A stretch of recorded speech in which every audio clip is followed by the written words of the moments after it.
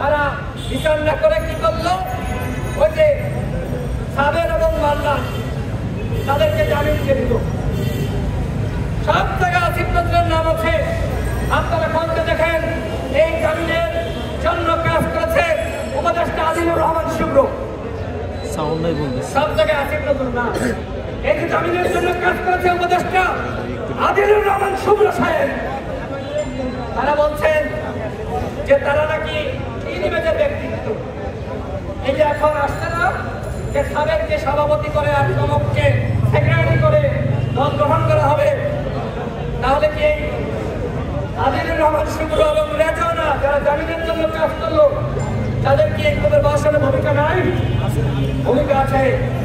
সুতরাং এই যে উপদেষ্টা পরিষদ, আমরা আগেই বলেছি যদি গণহত্যার বিচার এবং রাষ্ট্র সংস্কার করতে চান তাহলে সবার আগে এই উপদেষ্টা পরিষদের সংস্কার করতে হবে।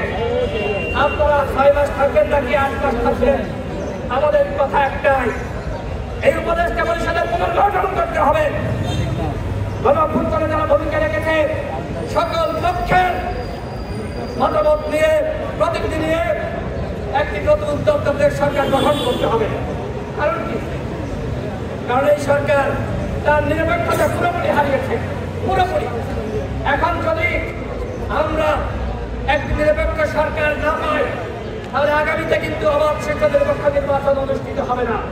আমাদের ফারুক হাসান বলেছে যে এনসিপির 2 জন প্রতিনিধি রয়েছে, বিএনপি জামাত গণ অধিকার পরিষদের প্রতিনিধি এখানে কেন থাকবে না?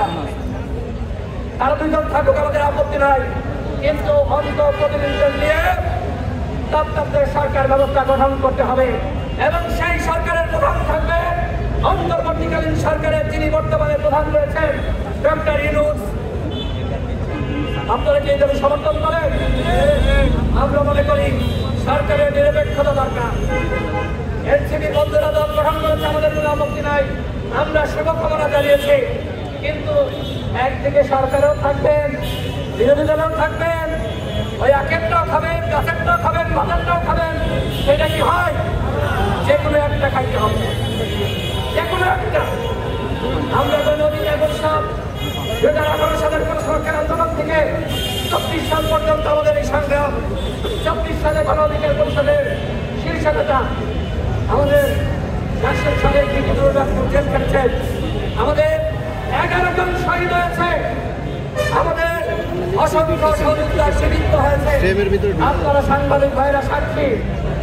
যখন 7 জানুয়ারি নির্বাচন, তখন কিন্তু তার আগে এই পল্টনে আমরা স্লোগান দিয়েছিলাম হাসিনা মোদীর নির্বাচন বর্জন করার জনগণ। ভারতীয় আধিপত্যবাদের বিরুদ্ধে গণ অধিকার পরিষদ সবসময় সংগ্রাম করেছে। আমাদের প্রধান উপদেষ্টা এখন নরেন্দ্র মোদীর সাথে বৈঠক করবে। নরেন্দ্র মোদী ডাকে নাই, প্রধান উপদেষ্টা নরেন্দ্র মোদীর সাথে বৈঠক করার জন্য প্রস্তাব দিয়েছে। এত বড় বড় কথা বলেন ভারতের বিরুদ্ধে, আবার রাতের অন্ধকারে ভারতের সাথে মিটিং করার চেষ্টা করেন। এইটাই কি আমাদের ভারতের বিরুদ্ধে সংগ্রাম?